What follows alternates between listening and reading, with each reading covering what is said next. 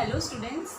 In this part we will discuss about some of the remaining terms. बहुत सारे terms कुछ last class में रह गए थे. We will start with aggregation.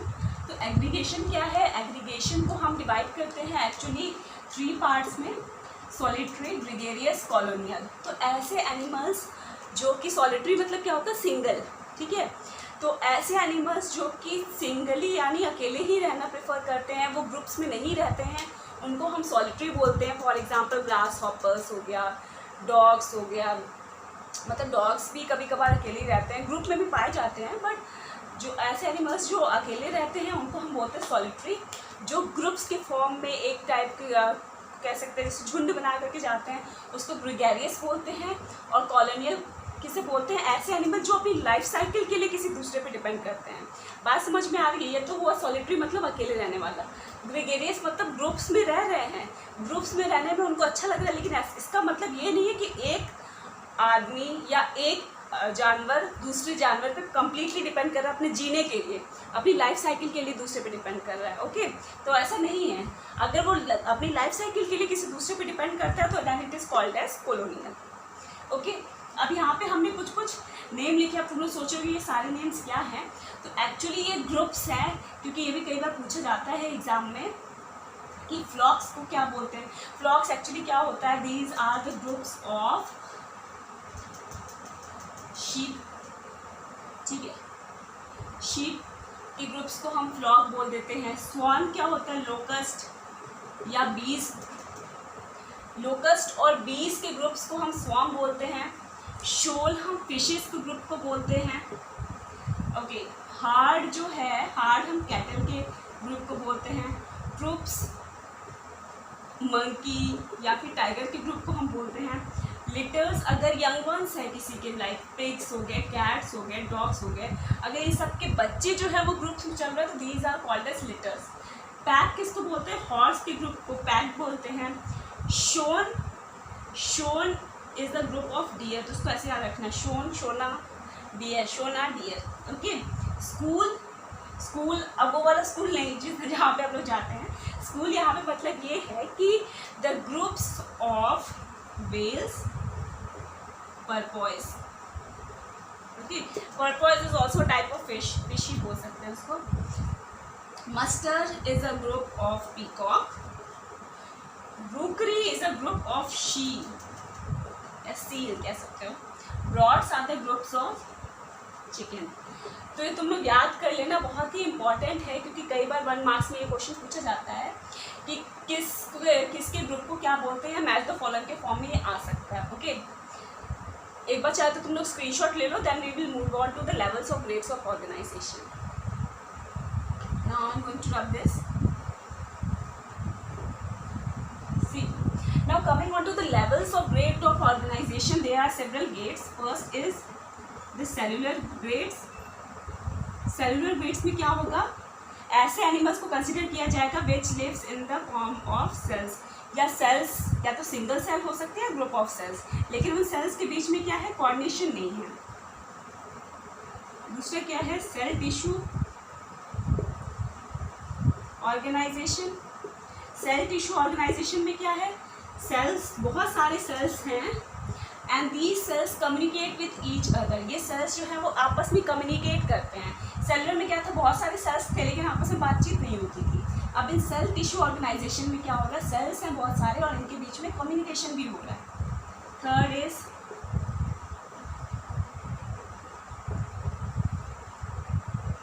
Cell organ organisation. अब इसमें क्या है कि बहुत सारे जो सेल्स हैं वो टिश्यूज़ फॉर्म कर रहे हैं और टिश्यूज़ बना करके फाइनली ऑर्गन बना देते हैं. And the next one is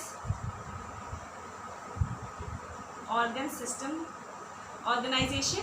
and ये जो ऑर्गन सिस्टम ऑर्गेनाइजेशन है, this is the most complex, जिसमें कॉम्प्लेक्स बहुत सारे ऑर्गन्स डेवलप हो जाते हैं स्टार्टिंग फ्रॉम द सेल्स. तो बेसिक कोई भी लाइफ है वो सेल से स्टार्ट हो रही है। एक सेल है, बहुत सारे सेल्स हैं, फिर बहुत सारे सेल्स के बीच में कम्युनिकेशन हो रहा है, फिर बहुत सारे सेल्स जो हैं वो टिश्यूज़ जो हैं वो मिलकर ऑर्गन बना रहे हैं। अब जो बहुत सारे ऑर्गन्स हैं वो मिलकर के ऑर्गन सिस्टम बना रहे हैं।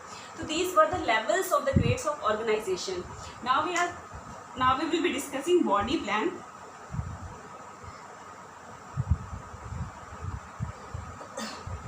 बॉडी प्लान में 3 टाइप्स के, एक तो है ए सेलुलर, जहाँ पे सिर्फ सिंगल सेल बॉडी है, इसमें तो हम किसी को डिस्क्राइब ही नहीं कर सकते, एक ही सेल है वही कंप्लीटली बॉडी की तरह बात करता है, प्रिपेयर करता है, बिहेव करता है। Next one is blind set body plan. अब ये ब्लाइंड सेट बॉडी प्लान में क्या होता है, ये बॉडी है, this is a body and this body there is one hole and this hole functions both as a mouth and as anus। अब mouth और एनस का क्या मतलब है कि ये जो होल है, this hole is responsible for injection also, food को इंटेक करने में भी हेल्प करेगा और फूड को, डाइजेस्टेड फूड को बाहर निकालने में भी हेल्प करेगा। Now coming on to the third point, that is tube within tube plan.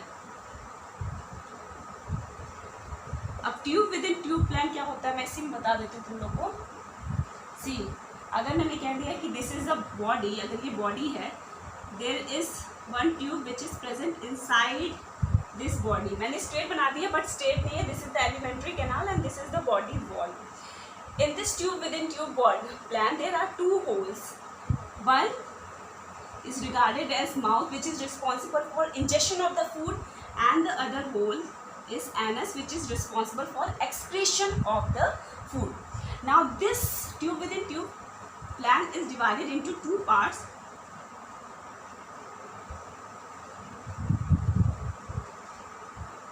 One is deuterostomy and another is protostomy.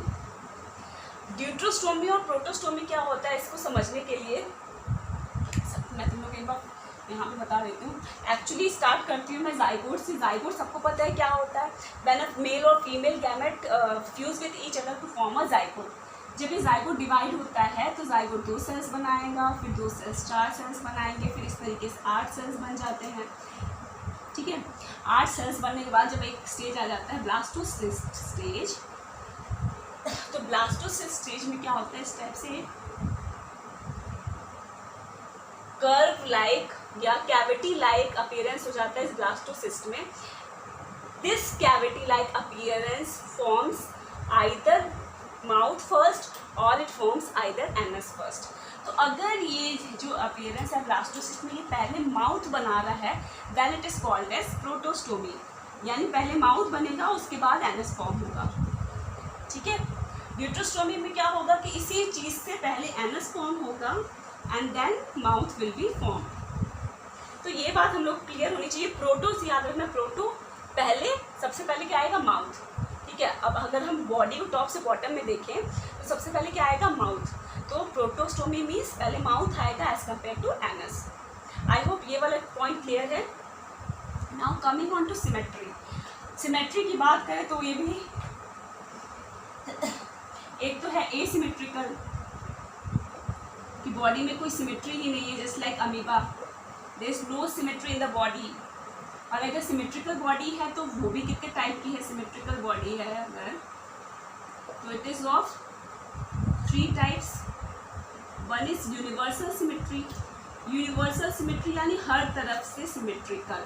For example इसमें जैसे बॉल लाइक अपीयरेंस हो जाए, फॉर एग्जाम्पल बॉल बॉक्स, ये क्या है, ball like appearance है, तो ये पूरी तरीके से ये सिमेट्रिकल, इधर से इधर से इधर से इधर से हर जगह से ये सिमेट्रिकल है।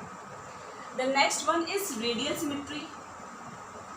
रेडियल सिमेट्री, रेडियल सिमेट्री मतलब जैसे सनफ्लावर तुम लोग लेकर, अगर हम प्लांट्स की बात करें तो सनफ्लावर कैसा है, इस टाइप से शेप है ना उसका कुछ। So what happens in this, a line drawn through any plane, किसी भी प्लेन में अगर लाइन ड्रॉ करोगे तो it will divide the body into 2 equal parts, just like for example we are taking echinodermatas. What happens in echinodermata, starfish की अगर हम structure देखें तो कुछ स्टार शेप में होता है, जिसको किसी भी प्लेस से अगर हम डिवाइड करना चाहें तो 2 इक्वल पार्ट्स में डिवाइड होगा, तो we say that they undergoes radial symmetry. Now the third one is bilateral symmetry. So what actually happens in bilateral symmetry, कुछ इस टाइप का अगर मैंने स्ट्रक्चर बना दिया, अभी ये एक्चुअली कुछ है नहीं, बस एक समझाने के लिए मैं तुम लोग स्ट्रक्चर बनाया कि something like this. So what happens, अगर मैंने यहाँ इस प्लेन से कोई लाइन ड्रॉ की, then it is dividing the structure into 2 equal half. But suppose if I draw a line through this way, अगर मैंने इसको इस तरीके से लाइन ड्रॉ की, यहाँ से लाइन ड्रॉ कर दी, तो क्या ये इसको इक्वल पार्ट में डिवाइड कर रहा है? नहीं कर रहा है. तो बाइलेटरल सिमेट्री में ऐसे स्ट्रक्चर्स होते हैं जिसमें से एक लाइन हम ड्रॉ करेंगे, एक प्लेन में करेंगे, तभी वो 2 इक्वल पार्ट्स में डिवाइड करेगा, otherwise it will not divide into 2 equal half. Just like the human body, human body में भी अगर हम इस तरह से स्ट्रेट लाइन ड्रॉ कर रहे हैं, then only it will divide the body into 2 equal half. और किसी प्लेन से अगर हम डिवाइड करेंगे तो इक्वल हाफ में डिवाइड ही नहीं होगा. बात समझ में आ रही है? Now coming on to cephalization. Cephalization क्या होता है? Outgrowth. Cephalization is the development of the brain of the body, यानी बॉडी का जब ब्रेन डेवलप हो रहा है तो उसको हम बोलते हैं सिफिलाइजेशन. तो जैसे ही हम प्रोटिस्टा से मूव करते हैं, प्रोटिस्टा स्टेज से जैसे ही हम मूव करते हैं मैमल्स तक, तो सिफिलाइजेशन प्रोसेस स्ट्रॉन्ग होती जाती है, यानी ब्रेन डेवलपमेंट जो है वो स्ट्रॉन्ग होता जाता है. Coming on to appendages. Appendages क्या होता है? Outgrowth in the body. Suppose सारे एक सेल से ओरिजिनेट हुए हैं, अब इस सेल्स में क्या हो रही है? आउटग्रोथ हो रही है. ये हैंड बना ले रहा है, दिस इज द लेग. तो ये सब क्या है? These are actually the outgrowth. अगर हम कॉकरोच की बात करें तो तुम लोग को उसमें क्या टेंटिकल्स दिखते होंगे, एंटीनास दिखते होंगे. तो this antennas, tentacles, these are what? These are appendages. And hand हो गया, फीट हो गया, फिल्स हो गया, इन सब का कुछ ना कुछ फंक्शंस होता है. मूवमेंट हो गया, स्टिमुलस के लिए रिस्पॉन्स करना हो गया. तो अपेंडेजेस क्लियर है. मेटामेरिज्म क्या होता है? Segmentation in the body. अब तुम लोग को एक एग्जांपल देती हूँ, जैसे अर्थवर्म है. Suppose this is the earthworm. इसमें क्या होता है? इस टाइप से स्ट्रक्चर्स तुम लोग देखते होंगे. Different structures, different segments present है इसमें. तो इस टाइप की अगर बॉडी होती है तो we call it as a segmented body. और इसमें एक सेगमेंट को हम क्या बोलते हैं? मेटनमर या फिर सोमाइट. ठीक है. तो ये जो सेगमेंट्स है इंटरनली भी प्रेजेंट हो सकते हैं, यानी बॉडी को इंटरनली भी डिवाइड कर सकते हैं, या बाहर से देखने में भी लग सकता है. अगर हम एनिलीडा की बात करें, we take the example of Annelida, both internal and external segments are present. Internal segments are present. Internally क्या प्रेजेंट है? सेप्टा प्रेजेंट है. बाहर से एन्युलाई प्रेजेंट रहता है. ओके. एक तो होता है सूडो मेटामोरिज्म. सूडो मेटामोरिज्म क्या होता है? सूडो मेटामोरिज्म यानी जो मेटामर्स है, जो सेगमेंट्स है, ये इनर लेयर्स ओरिजिनेट नहीं हुआ है.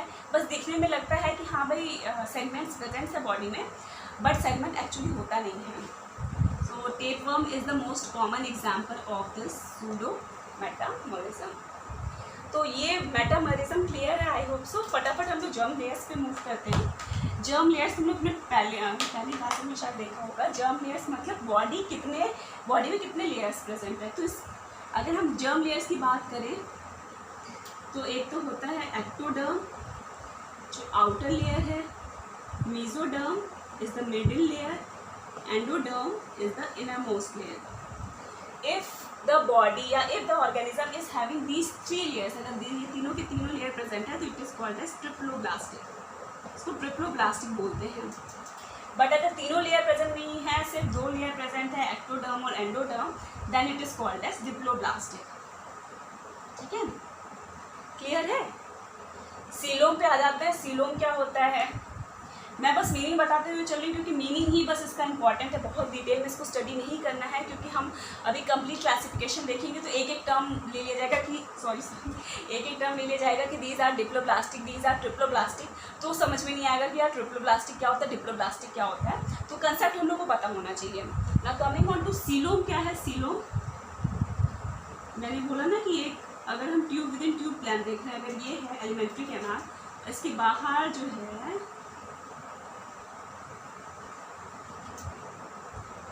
बॉडी है, ठीक है। The fluid between the alimentary canal and the body wall, alimentary canal और बॉडी वॉल के बाहर जो फ्लूइड है, this fluid is called as coelom, ठीक है। This coelom is of 4 types. Acoelomate, acoelomate क्या होता है भाई, जब कोई फ्लूइड ही नहीं प्रेजेंट है तो एसिलोमेट बोल दिया, ठीक है। दूसरा इज सूडो सिलोमेट।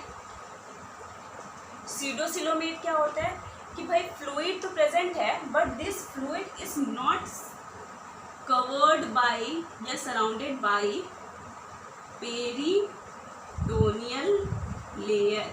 ये पेरिटोनियल लेयर क्या होता है, एक लेयर होती है जो सीलोम फ्लूइड के सराउंडिंग में रहती है। तो अगर ये पेरिटोनियल लेयर नहीं प्रेजेंट है then it is called as pseudocoelomate, और अगर ये पेरिटोनियल लेयर प्रेजेंट होता है then it is called as eucoelomate, ठीक है।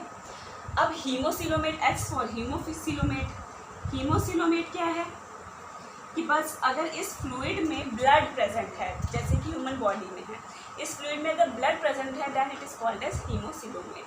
अब ये हीमोसिलोमेट भी 2 पार्ट्स में डिवाइड होता है, बहुत ज़्यादा इंपॉर्टेंट नहीं है पर फिर भी देख लो, साइजोसील एंड एंटेरोसील। साइजोसील क्या होता है, जब अगर मेटामेयर जैसे मीजोडर्म, अगर मैंने 3 क्या बताई थी ना, एंडोडर्म, मीजोडर्म और एक्टोडर्म। तो अगर मीजोडर्म की लेयर ब्रेक होकर के ये सीलोम फ्लूइड बन रहा है, ये वाली लेयर ब्रेक होकर के सेगमेंट्स बना करके ये फ्लूइड बन रहा है then it is called as साइजोसील। बट अगर किसी गट कैविटी से, यानी इसी तरीके से गट की कैविटी से अगर वो फ्लूइड बन रहा है then it is called as enterocoel. I hope यहाँ तक क्लियर है। Now coming on to the body temperature, अगर हम बॉडी टेम्परेचर की बात करें तो 2 पार्ट्स में डिवाइडेड होता है, 1 is पोइकिलोथर्म and other is होम्योथर्म। Homeotherms क्या होते हैं, वार्म ब्लडेड एनिमल्स होते हैं जस्ट लाइक अस। पोइकिलोथर्म क्या है, कोल्ड ब्लडेड एनिमल्स हैं। तो पोइकिलोथर्म जो एनिमल्स होते हैं, मेनली जो रेप्टाइल्स वगैरह होते हैं, दे अंडरगोज 2 प्रोसेस, एक होते हैं aestivation and another is hibernation. Cold blooded होते हैं, कोल्ड ब्लडेड होते हैं तो मतलब बहुत ज़्यादा गर्मी होती है तभी वो सर्वाइव नहीं कर पाते हैं, अपने आप को छुपा लेते हैं। एस्टिवेशन होने लगता है, या तुम लोग देखते होगे कि बहुत सारी गर्मी होती है तो ये अपने आप को फाइट कर लेते हैं, किसी ऐसी जगह चले जाते हैं जहाँ पर उनको ठंडा लगे। और कोल्ड ब्लडेड जो मतलब बहुत ज़्यादा अगर ठंडी हो जाती है तो वो हाइबरनेट कर जाते हैं, यानी छुप जाते हैं। ओके, अब स्केलेटन की बात करते हैं फटाफट से। तो स्केलेटन क्या होता है, 2 टाइप्स के हैं, एंडोस्केलेटन और एक्सोस्केलेटन। तो एंडोस्केलेटन क्या होता है, एक ऐसी रिजिडिटी या ऐसा कंपाउंड जो कि हमारी बॉडी को एक रिजिडिटी प्रोवाइड कर रहा है, एक स्केलेटल सिस्टम प्रोवाइड कर रहा है। तो ये भी 2 टाइप्स का है, एंडोस्केलेटन जब बॉडी के अंदर ये स्केलेटन प्रेजेंट है, बॉडी के अंदर जो रिजिडिटी की चीज़ें हैं वो बॉडी के अंदर प्रेजेंट है, जैसे ह्यूमन बींग्स में, हम ह्यूमन बींग्स में हड्डियाँ जो है बॉडी शरीर के अंदर प्रेजेंट है, ठीक है। लेकिन कॉकरोचेस में तो तुम लोग देखोगे उनमें कोई हड्डियाँ तो प्रेजेंट नहीं है, लेकिन फिर भी उनकी बॉडी जो है थोड़ी रिजिड होती है, स्टिफ होती है। वो क्यों होती है, क्योंकि उनके बाहर की जो सरफेस है वो थोड़ी सी हार्ड है due to the presence of calcium ion, silicates ion, इन सब की वजह से थोड़ा हार्डनेस अपीयर होता है, इसलिए हम उसको बोलते हैं endoskeleton. So this is all for in this part. Next part में अभी और थोड़ा सा कुछ टॉपिक रह गया तो हम लोग वो देखेंगे, then we will start with classification. तो यहाँ तक कोई डाउट हो तो please do message me. Okay, thank you.